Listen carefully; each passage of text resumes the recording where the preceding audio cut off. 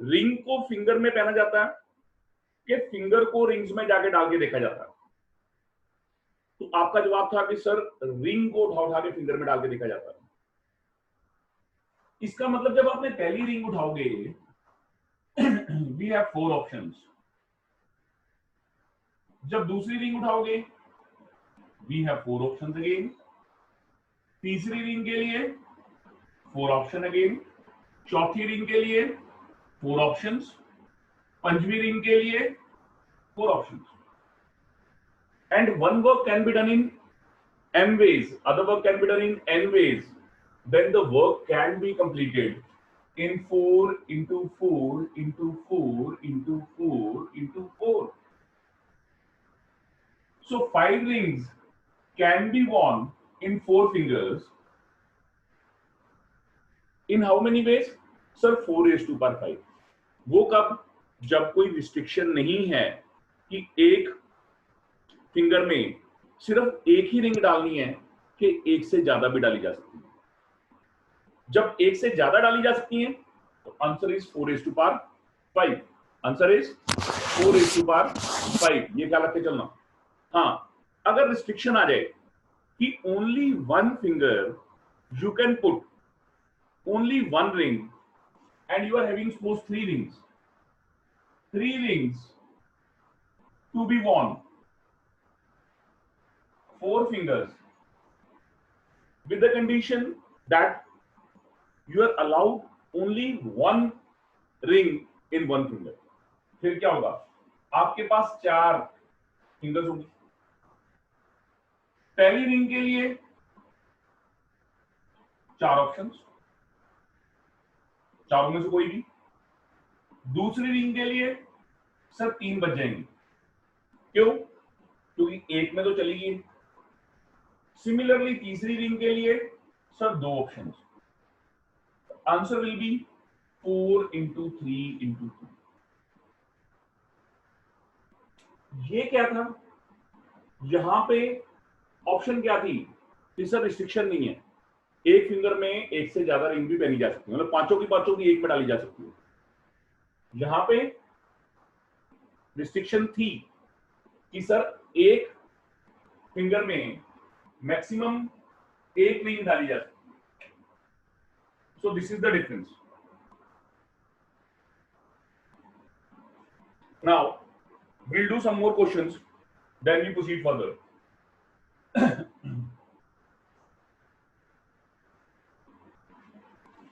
Question is, कहता find the number of ways in which 8 distinct toys can be distributed among 5 children.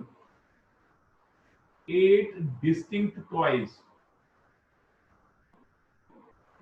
to 5 children. अब बात को समझिए। Same question, 8 toys हैं, 5 बच्चे हैं, कोई रिस्ट्रिक्शन नहीं है नंबर ऑफ टॉयज के ऊपर कि एक बच्चे के पास एक जाना चाहिए या 2 जाना चाहिए, ऐसी कोई रिस्ट्रिक्शन नहीं है।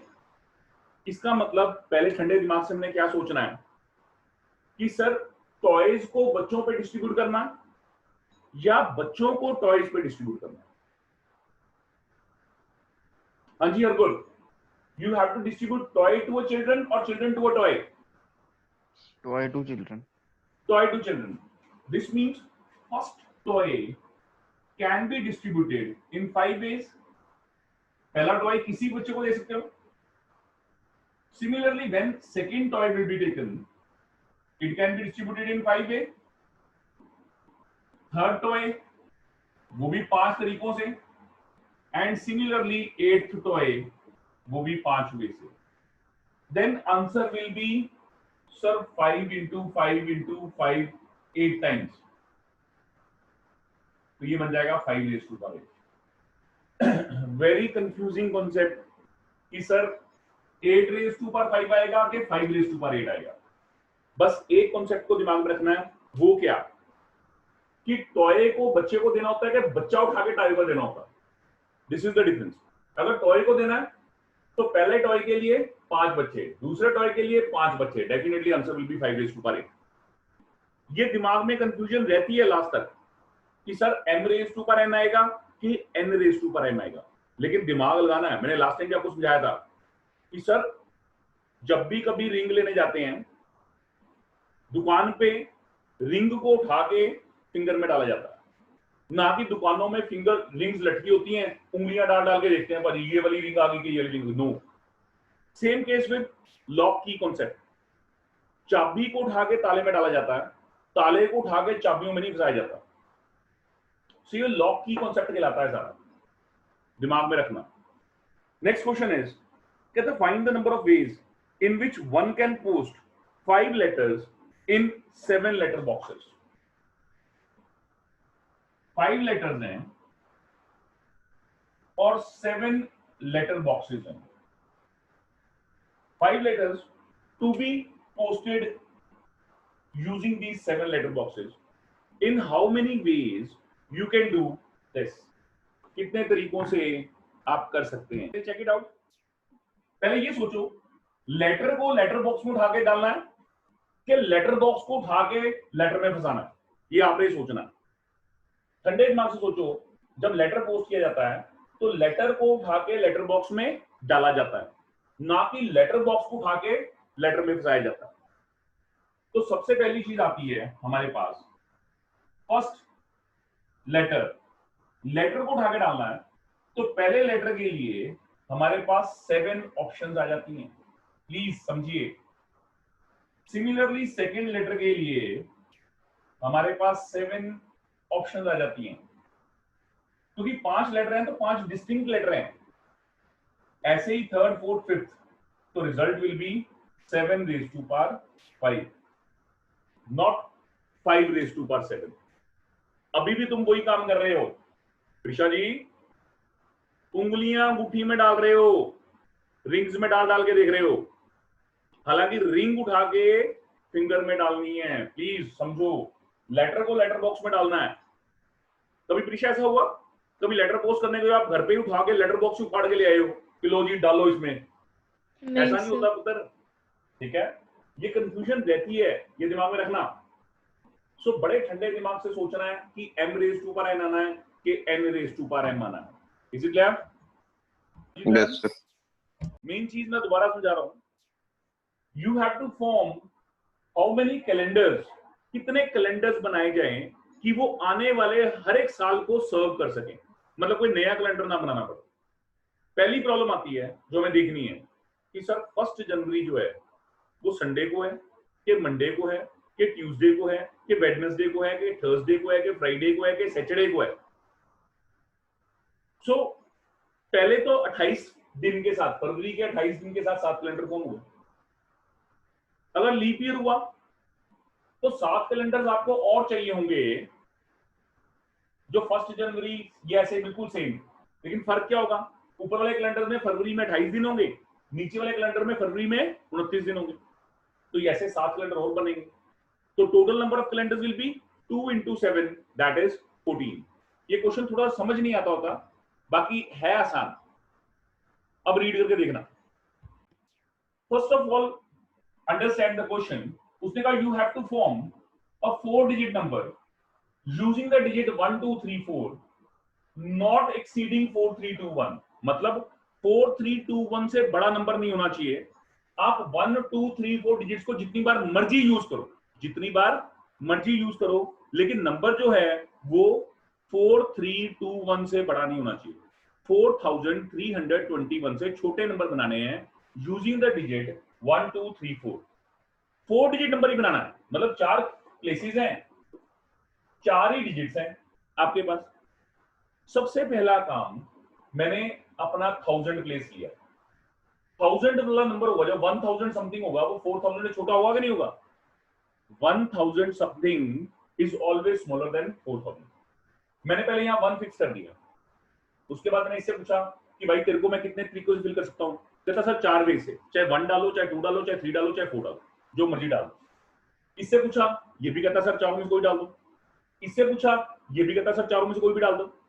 तो 4 into 4 into 4 64।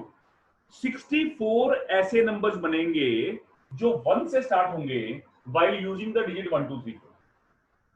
जैसे कैसे नंबर होंगे सर? ये ऐसे होंगे 1432, 1234, 1222, 1444, 1433, कुछ ऐसे नंबर, ऐसे 64 नंबर बन जाएंगे। और ये सारे नंबर जो होंगे ये 4321 से छोटे होंगे। फिर मैं दूसरी बात पे आऊंगा, मैं कहूंगा 2 फिक्स कर दो। जब मैंने यहां पे 2 फिक्स किया, this place can be filled in how many ways? 4 ways, 4 ways, 4 ways. Answer will be once again 1 into 4 into 4 into 4। किसी काम में तो सर 2 into 4 2 नहीं है, ये नंबर 2 है, ये मैंने फिक्स कर दिया है। It can be put only in one way. ऐसे नंबर कैसे होंगे? ऐसे होंगे 2 4 4 4, 2 3 3 4, 2 2 2 2, 2 1 3 4, ऐसे नंबर। ये सारे नंबर 4000 से छोटे होंगे। फिर मैं 3 फिक्स कर दूंगा, फिर वही बात आ जाएगी, this place can be filled in 4 ways, 4 ways, 4 ways. क्या होगा? 1 into 4 into 4 into 4। Sir 64 number आ गया। अब समस्या है, जब यहां पे मैं 4 डालूंगा ना, अब पंगा है। अब मेरी बात को बहुत ध्यान से सुनना। जब मैंने यहां पे 4 डाला ना, यहां पे 4 डाला, 4100, यहां पे मैं 1 डालूंगा। सोचो 4100 क्या 4300 से छोटा होगा कि बड़ा होगा? 4100 is always smaller than 4300। तो this place can be filled in 4 ways, जो मर्जी डाल दो। ये भी फिक्स्ड है, ये भी फिक्स्ड है। आंसर आएगा 1 into 1 into 4 into 4। 16 नंबर आ जाएंगे। 16 नंबर ऐसे आएंगे जो 41 के साथ होंगे। फिर ऐसे ही ये फिक्स कर दो 4, ये फिक्स कर दो 2। This place can be filled in 4 ways, this place can be filled in 4 ways. 1 into 1 into 4 into 4। Sir ये भी 16 नंबर आ जाएंगे। 4200 वाले नंबर 4300 से छोटे ही होंगे, चाहे 4221 आए, चाहे 4234 आए, चाहे कुछ भी आए, 4200 है, ये 4300 से छोटा ही होगा, क्योंकि 42 तो फिक्स किया होगा। फिर पंगा, जब यहां पे 4 और यहां पे 3 डालोगे, अब 43 के लिए पंगा है। ये फिक्स कर दिया, ये फिक्स कर दिया, अगला नंबर क्या है? 2 है। तो मैं यहां पे क्या करूंगा? 1 फिक्स कर दूंगा। तो this place can be filled in how many ways? 4 ways. तो 1 into 1 into 1 into 4, 4 नंबर आ जाएंगे। ये जरा ध्यान से समझना। 4321 से छोटे नंबर ही होंगे 4301, मतलब 10 वाला है, चाहे वो 14 आए, चाहे वो 13 आए, चाहे वो 12 आए, चाहे वो 11 आए। 4311, 4312, 4313, 4314, ऐसे 4 नंबर होंगे जो इनसे छोटे होंगे। ये 431 आ गया। अब यहां पे 2 डालूंगा, यहां पे 2 डालूंगा तो अगला नंबर 1 ही आएगा। समझ आ गई बात? छोटे गए थे उसने नंबर, इन सबको ऐड कर दो, आपका आंसर आ जाएगा। एक नंबर और ऐड कर देना इसके साथ, बस that's it. In this way you will get the result for this. काफी लंबा क्वेश्चन था, सो सोच के चलना पड़ा हमारे। हम उल्टा काम भी कर सकते थे, इससे उल्टा भी चल सकते थे। मैंने क्या किया? मैंने तो निकाले, मैं इससे बड़े नंबर निकाल लेता। मैं क्या करता? पहले सारे 4 डिजिट नंबर निकाल लेता। 4 डिजिट नंबर कितने बनते? 4 4 4 4, 4 बन जाता। इससे बड़े नंबर निकाल लेता सारे, वो माइनस कर देता। 2 डिफरेंट वे हो जाते हैं। एक मेथड तो ये है कि बड़े नंबर निकाल के टोटल में से माइनस कर दूं। एक तरीका ये है कि इससे छोटे नंबर निकालो सारे। तो मैंने इसे छोटे नंबर निकालने सारे, ठीक है? ट्राई करना कौन से टोटल में से? तो समझना। What do you mean by permutation? Permutations क्या होती है? कहता है sir total number of arrangements, total number of arrangements, ठीक है? Total number of arrangements, it is position dependent. क्या होता है? Position dependent. कॉम्बिनेशन, सर ये भी टोटल नंबर ऑफ अरेंजमेंट्स ही होता है, लेकिन ये होता है इनटू ग्रुप, टीम, जो मर्जी कह सकते हो, not position dependent, not position dependent. Sir position पे डिपेंड नहीं करता, please. This is the major difference between permutation and combination. बहुत से लोगों को यही नहीं क्लियर हो पाता कि दोनों में डिफरेंस क्या है। दोनों की डेफिनेशन सेम है, total number of arrangements, total number of arrangements, but it depends upon a question. When you read the question you come to know कि हाँ भाई कौन सा परमुटेशन है और कौन सा कॉम्बिनेशन है। पहली चीज, क्वेश्चन कैसे, सपोज 3 स्टूडेंट्स हैं या 4 स्टूडेंट्स हैं, 3 ही लो चलो, 3 स्टूडेंट हैं 1 2 3, role number 1, roll number 2, roll number 3। इन 3 बच्चों में से आपको 2 पोजीशंस निकालनी है। आपको क्या करना है, 2 पोजीशन निकालनी। मतलब 3 बच्चों ने कोई टेस्ट दिया, आपने ये देखना है कौन सा बच्चा फर्स्ट आया, कौन सा बच्चा सेकंड आया। मेरा क्वेश्चन समझ आया? You are having 3 students and you have to check the position of first 2। हो सकता है रोल नंबर 1 फर्स्ट आया हो, रोल नंबर सेकंड आया हो। ये भी हो सकता है रोल नंबर सेकंड फर्स्ट आया हो, रोल नंबर 1 सेकंड आया हो। सिमिलरली रोल नंबर 2 फर्स्ट आया, role number 3 2, roll number first आया, ये थर्ड, और ये लाइक दिस। ध्यान से देखो, इन 6 के अलावा हमारे पास कोई पोजीशन चार्ट नहीं बन सकता। ये फर्स्ट पोजीशन है, ये सेकंड पोजीशन है। यही टोटल पॉसिबल वेज बन सकते हैं for roll number 1, roll number 2, roll number 3 to be in first और सेकंड पोजीशन। जब भी कभी 1 2 और 2 1 दो अलग अलग केसेस बनेंगे, ध्यान से देखो 1 2 और 2 1 के अलग अलग केसेस हैं, बिल्कुल है यार। यहाँ रोल नंबर 1 फर्स्ट आया, रोल नंबर 2 सेकंड आया, यहाँ पे रोल नंबर 2 फर्स्ट आया और रोल नंबर 1 सेकंड आया। जब भी कभी ऐसा केस होगा, परम्यूटेशन होगा। क्वेश्चन सेम है, 3 बच्चों में से 2 बच्चे सेलेक्ट किए गए, पर क्या उनको सर मेरिट वाइज बिठाया गया। क्या किया गया, मेरिट वाइज बिठाया गया है। देन अगर यही सोचो ठंडे दिमाग से, थोड़ा सा दिमाग लगा लो,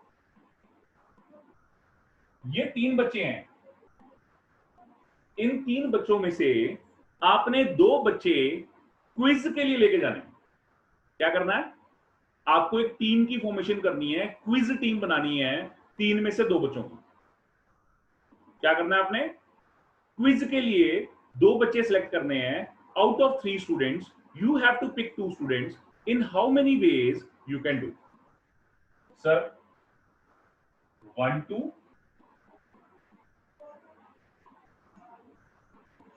2 3 या 1 3।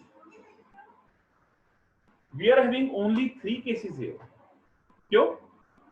1 रोल नंबर 1 और रोल नंबर 2 सिलेक्ट हो गए क्विज के लिए, चाहे रोल नंबर 2 और रोल नंबर 1 हो गए, इन दोनों में कोई फर्क नहीं है यार। क्विज के लिए कौन से बच्चे सिलेक्ट हुए, मैं तुम या तुम मैं? इट्स अ नॉनसेंस यार, one of the same thing. यही 1 2 या 2 1, रोल नंबर 1 और रोल नंबर 2 सिलेक्ट हुए, चाहे रोल नंबर 2 और रोल नंबर 1 सिलेक्ट हुए। आफ्टर ऑल फाइनल रिजल्ट क्या काउंट होगा, फाइनल रिजल्ट यही काउंट होगा भैया 2 बच्चे सिलेक्ट हुए हैं, रोल नंबर 1 और रोल नंबर 2, या रोल नंबर 2 रोल नंबर 1, एक ही बात है। ऐसे ही रोल नंबर 2 3 या 3 2, एक ही बात है। 1 3 या 3 1, एक ही बात।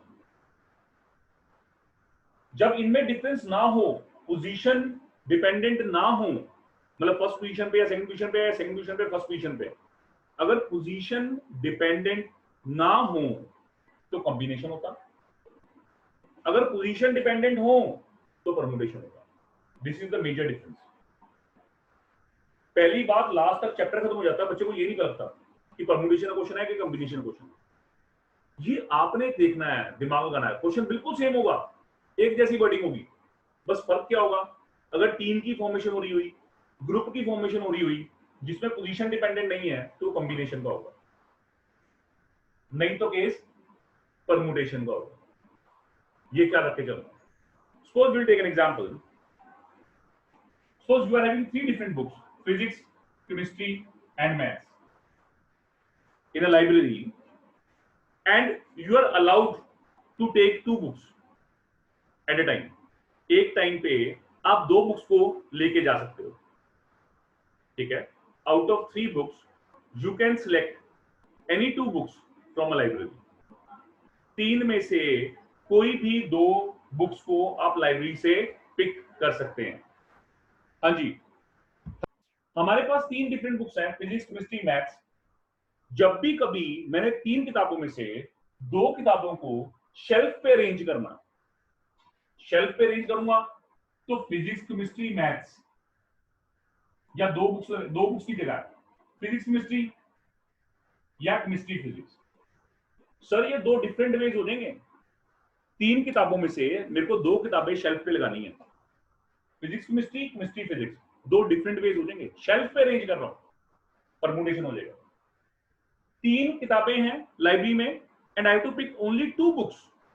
3 में से मेरे को 2 किताबें लाइब्रेरी से मिल सकती हैं, तो मैं फिजिक्स केमिस्ट्री उठाऊं या केमिस्ट्री फिजिक्स उठाऊं, it is one of the same thing, वो सेम चीज है। तो इसका मतलब क्या होगा, चाहे फिजिक्स केमिस्ट्री हो चाहे केमिस्ट्री फिजिक्स हो, that's a case of combination.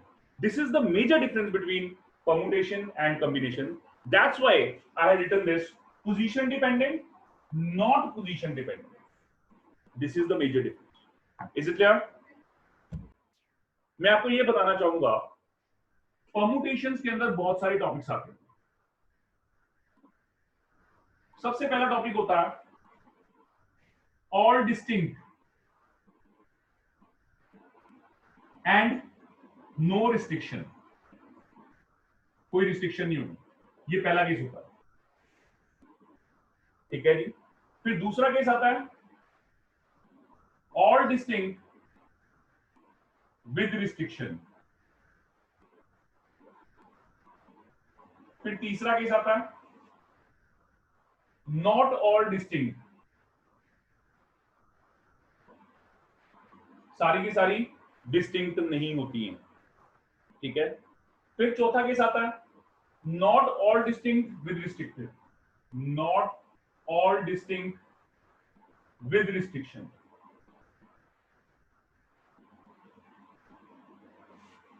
ठीक है जी। फिर पांचवा केस आता है सर्कुलर परम्यूटेशन। हम ये 5 टॉपिक परम्यूटेशन में पढ़ते हैं। धीरे धीरे क्वेश्चन प्रोग्रेस करेंगे तो मैं आपको बताऊंगा कि कैसे होते हैं। सबसे पहली चीज, before starting with this we must know something about NPR.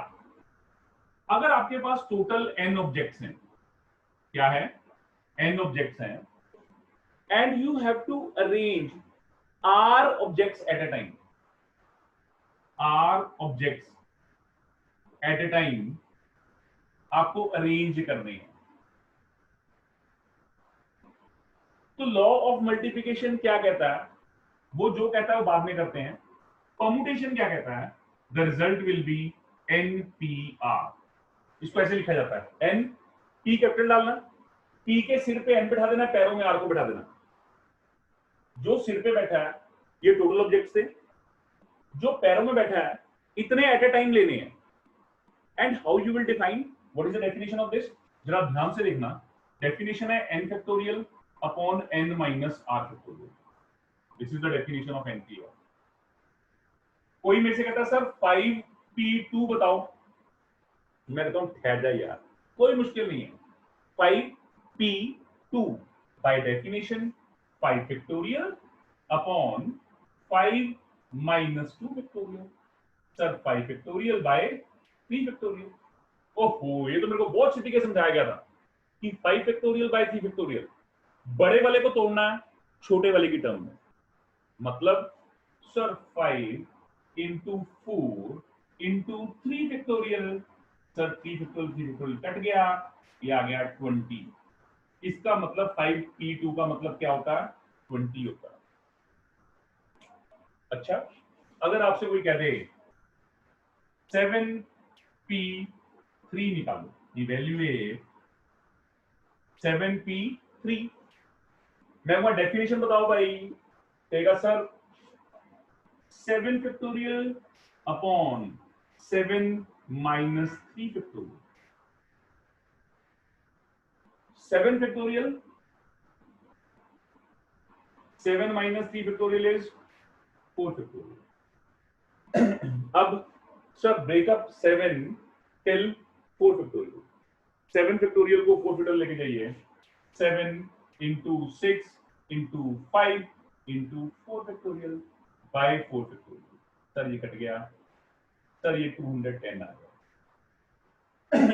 इसका यूज कैसे होता है बेटा? इसका मतलब पता है क्या होता है? इसका मतलब 7p3 का मतलब क्या होता है? कहता है सपोज आपके पास 7 स्टूडेंट्स हैं और 3 चेयर्स लगी हुई हैं। कितनी चेयर लगी हुई है? 3 चेयर लगी हुई है। अब ये 3 चेयर्स कितने तरीके से भर सकती हैं? इन how many veg these 3 chairs can be occupied? ठंडे दिमाग से सोचो, अगर यही क्वेश्चन लॉ ऑफ मल्टीप्लिकेशन का होता तो मैं कहता भाई पहली चेयर कितने तरीकों से बन सकती है? पहली चेयर कितने तरीकों से बन सकती है? सर 7। 7 में से कोई भी स्टूडेंट आ सकता है। हाँ मैं तो बिल्कुल ठीक है। मैं तो दूसरी चेयर कितने तरीकों से भर सकती है? आपके दिमाग में होता है सर 6। क्यों?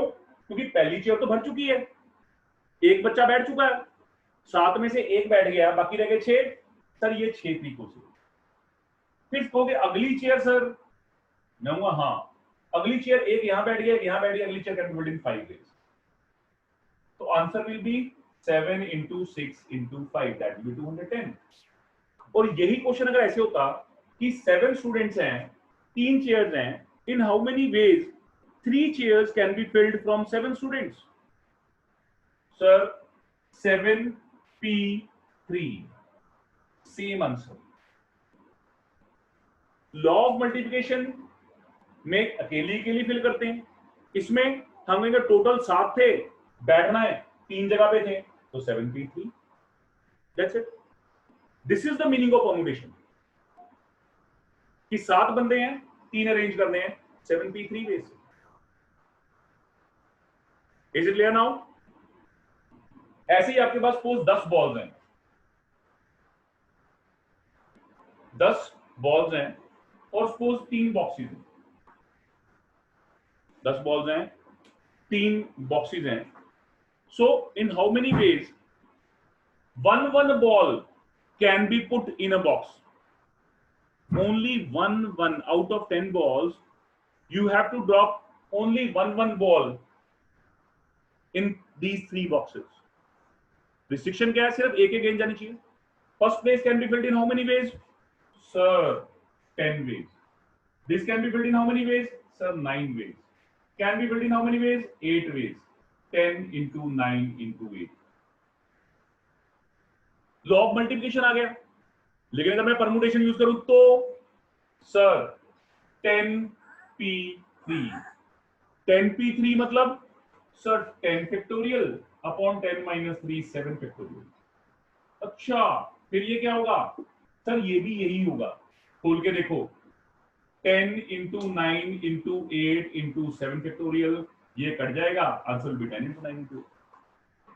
सो लॉ ऑफ मल्टीप्लिकेशन और परम्यूटेशंस में कोई ज्यादा फर्क नहीं है, it is all the same thing. So by tomorrow we'll discuss something more about NPR. NPR करने के बाद then I will start with the questions and I will show you कि there is no difference, no restriction while using law of multiplication or while using the definition of permutations. ठीक है? Thank you very much. Sir.